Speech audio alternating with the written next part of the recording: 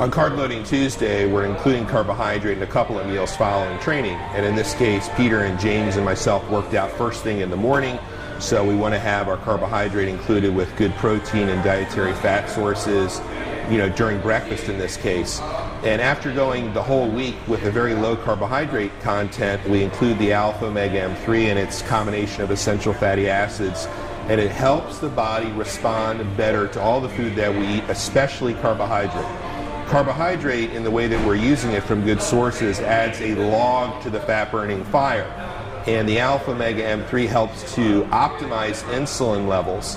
And insulin is a very powerful anabolic hormone. It's very important for men and for women. We don't want it to increase too high.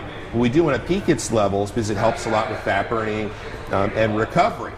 So the alpha omega M3 helps to optimize the insulin levels based on its proprietary blend of essential fats. It also helps to drive raw materials, including carbohydrates, into hungry muscles instead of spilling over into fat cells. Yeah. And the effect that everybody's getting from Carb Loading Tuesday is the carbohydrate and a lot of water shift to their muscles, so they feel a lot fuller and they feel a lot leaner, right? Because that water's got to go somewhere. It binds to the carbohydrate naturally.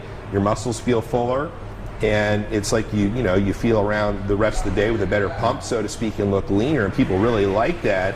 And that's a really important way to evaluate the carbohydrates you're eating and how you're responding to it. If your physique looks really sharp on Carb Loading Tuesday and the next day, you know you're doing something right. If you don't feel quite right, we may need to shift your carbohydrate a little bit. Yeah.